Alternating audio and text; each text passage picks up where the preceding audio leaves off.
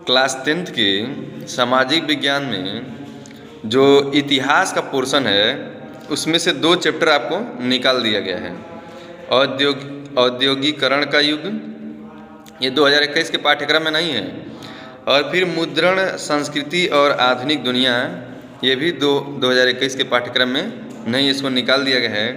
3 chapter है, Europe में राष्ट्रवाद का उदय, भारत में राष्ट्रवाद का उदय और भूमंडलीकृत विश्व का बनना, जो कि पिछले वीडियोज़ में आपको पढ़ाया जा चुका है।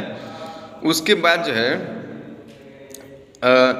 भूगोल की बात करते हैं, तो भूगोल में संसाधन एवं विकास आपको पढ़ना है।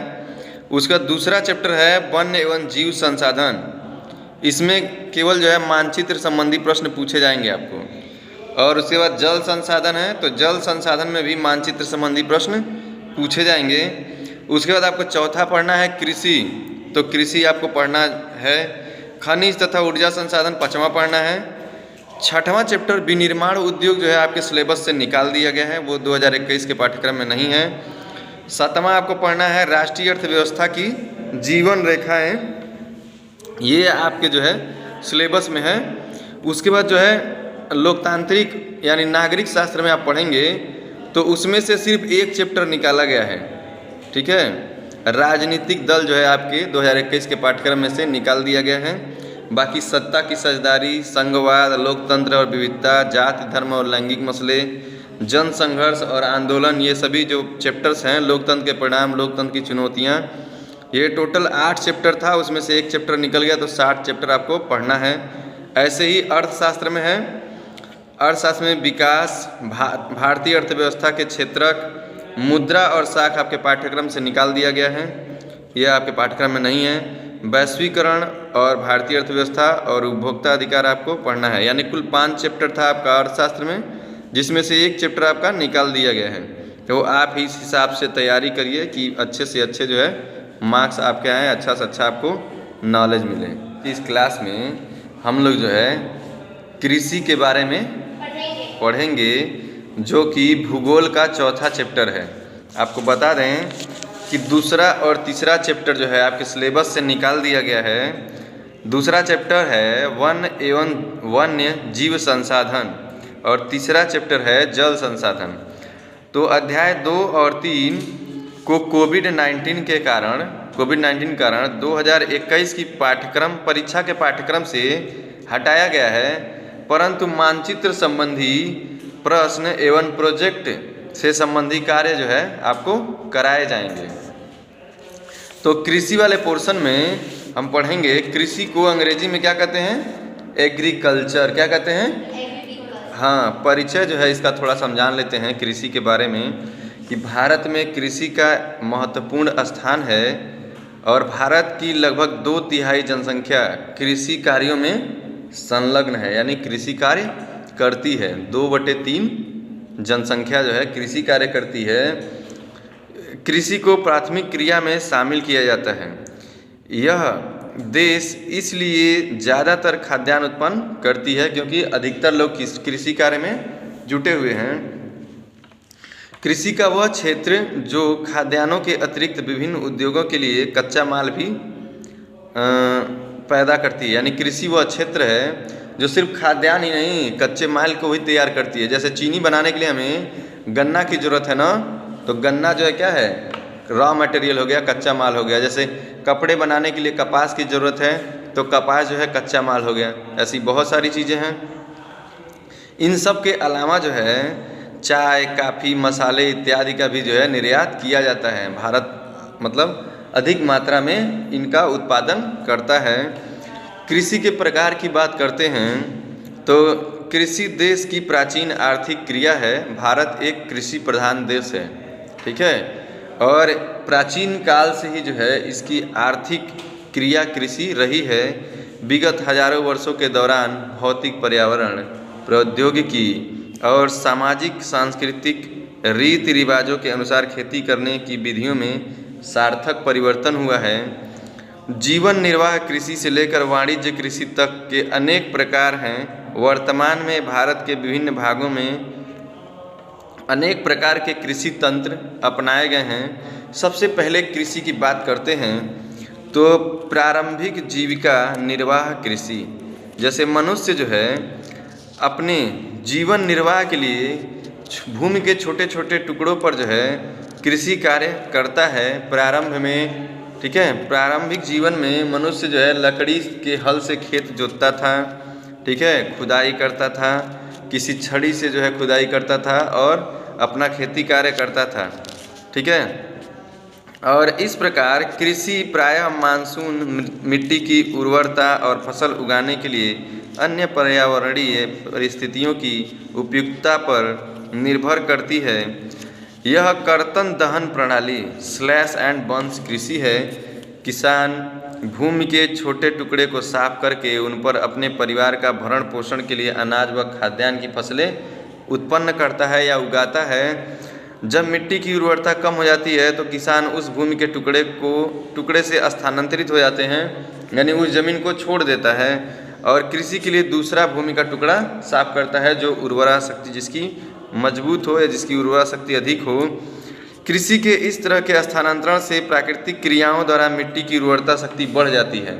लेकिन आज के समय में हम देखें या आप देखने में पाएंगे कि कृषि कार्य एक किसान एक ही जगह पे करता है, उसे खेत बदलता नहीं ना है, और उसकी उर्वरा शक्ति बढ़ाने के लिए वह जो है जैविक खादों, रासायनिक खादों इत्यादि का प्रयोग करता है।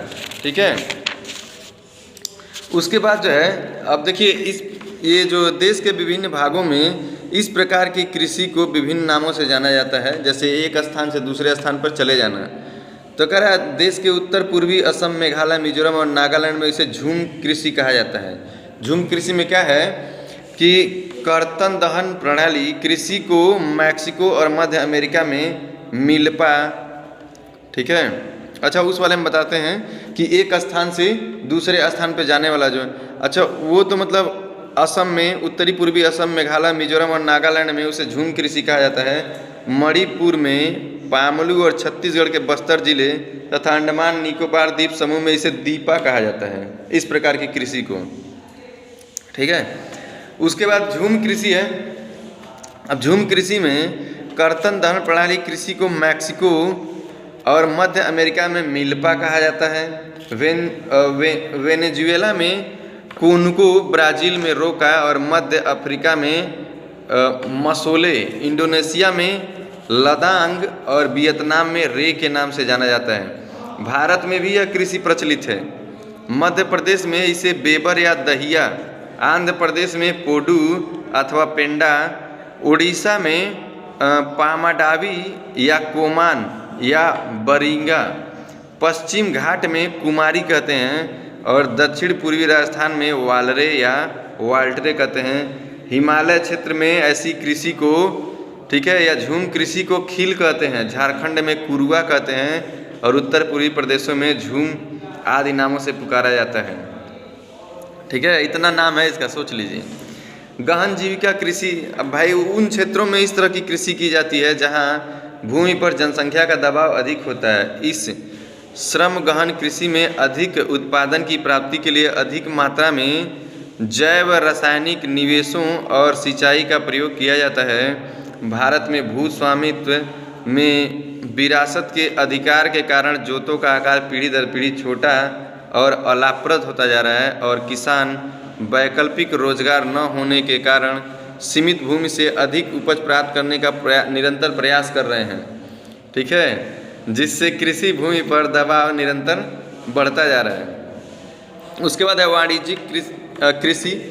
अब वाणिज्यिक कृषि जो है उसका, वाणिज्यिक कृषि का प्रमुख लक्षण आधुनिक निवेशों जैसे अधिक पैदावार देने वाले बीजों, रासायनिक उर्वरकों और कीटनाशकों के प्रयोग से उच्च पैदावार प्राप्त करना। जैसे हरियाणा और पंजाब में जो है चावल का जो है एक प्रमुख उत्पादक है। ठीक है, यह वहाँ के लिए वाणिज्यिक फसल है। लेकिन उड़ीसा में चावल एक जीविका फसल है, उड़ीसा में ज़्यादा चावल नहीं होता है। रोपड़ कृषि में शामिल चाय, काफ़ी, रबड़, गन्ना, केला इत्यादि भी एक प्रकार की वाणिज्यिक कृषि है। इस तरह की कृषि में एक बड़े क्षेत्र में एकल फसल की कृषि की जाती है। रोपड़ कृषि उद्योग और कृषि के बीच एक अंतरापृष्ठ है। रोपण कृषि बड़े पैमाने पर की जाती है, जो अत्यधिक पूंजी और श्रमिकों की सहायता से की जाती है। ठीक है।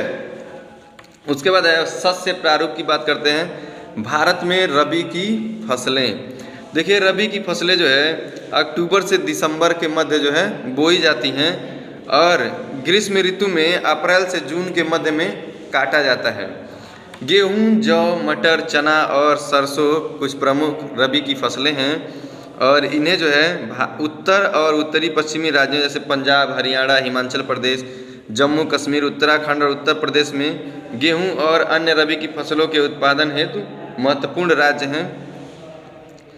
उसके बाद है खरीफ की फसलें। खरीफ की फसलें जो है मानसून के आगमन के साथ खरीफ की फसलें जो है बोई जाती हैं तथा सितंबर अक्टूबर के मध्य इनकी बुआई की जाती है।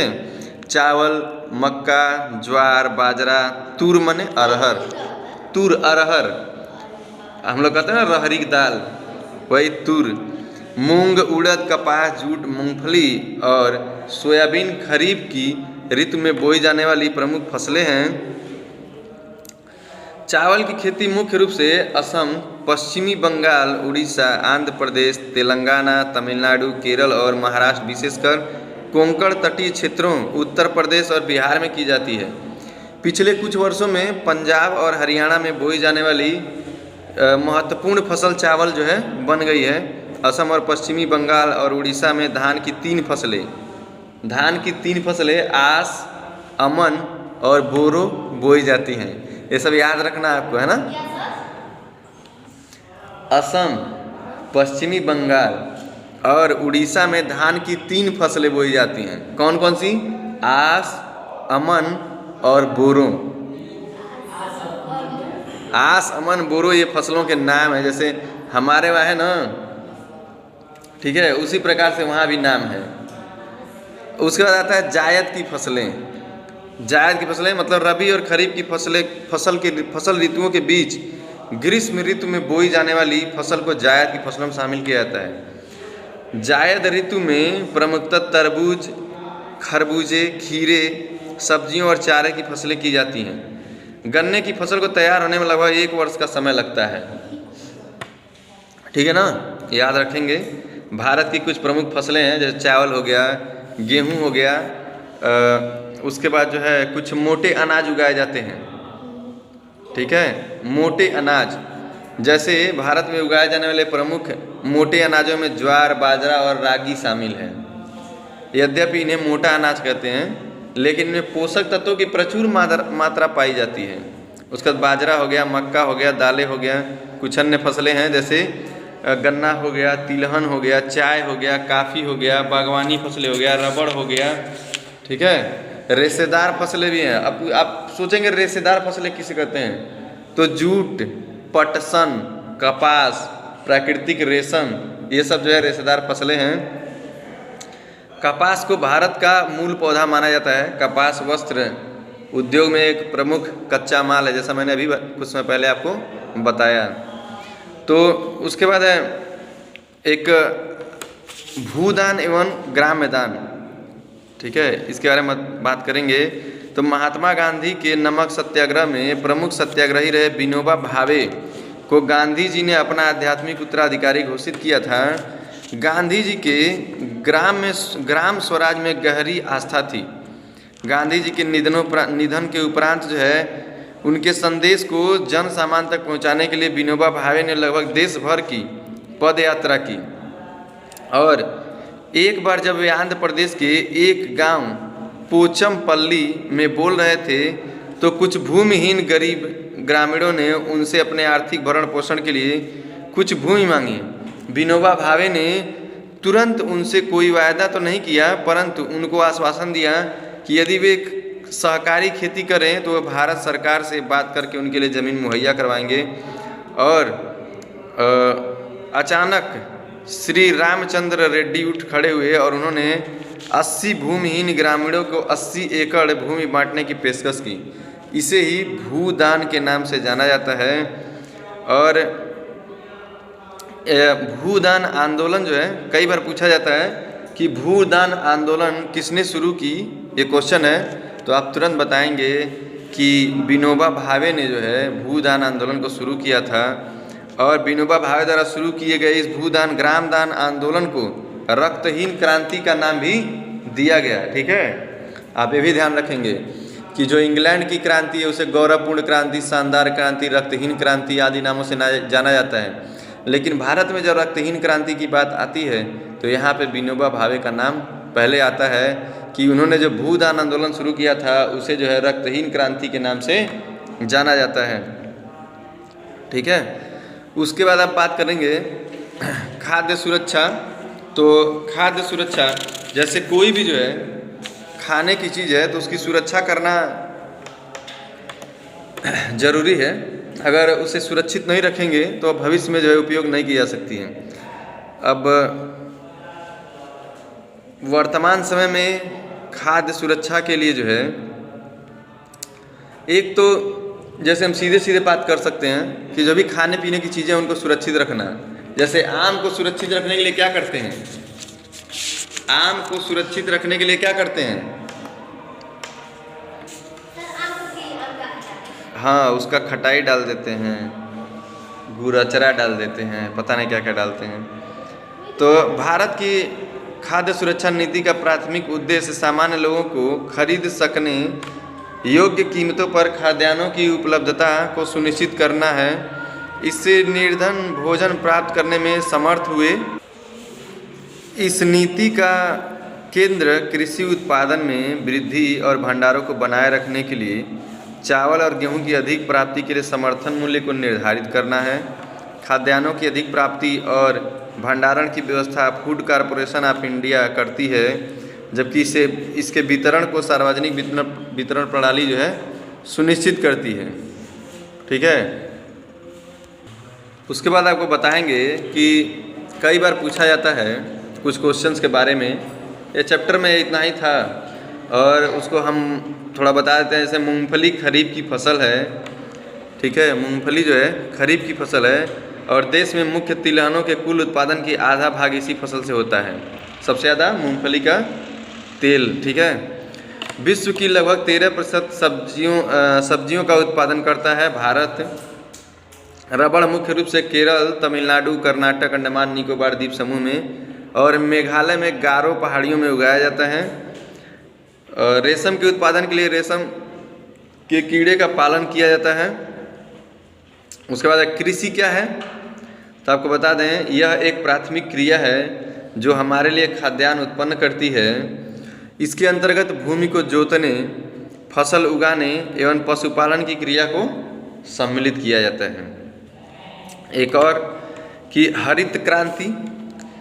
तो हरित क्रांति कृषि क्षेत्र में अधिक उपज देने वाले बीजों का उपयोग, आधुनिक तकनीक, अच्छी खाद, उर्वरकों का प्रयोग करने से कुछ फसलों जैसे गेहूं, चावल के उत्पादन में हुई क्रांतिकारी वृद्धि को हरित क्रांति कहते हैं। आपको बता दें कि भारत में हरित क्रांति के जनक जो है कौन थे? डॉक्टर MS स्वामीनाथन थे। इसको आप याद रखेंगे। कुछ और क्वेश्चन है, जैसे ऑपरेशन फ्लड किससे संबंधित था? तो दूध से संबंधित था, दुग्ध उत्पादन से। ठीक है, भारत की 2 प्रमुख पेय फसलें कौन कौन सी हैं? तो चाय और काफ़ी। हाँ, उसके बाद श्वेत क्रांति किससे संबंधित है? तो श्वेत क्रांति जो है ये दुग्ध उत्पादन से संबंधित है। उसके बाद और भी जो क्वेश्चन है देख लीजिएगा, आपको जो नहीं समझ में आएगा वो पूछिएगा तो हम बताएंगे।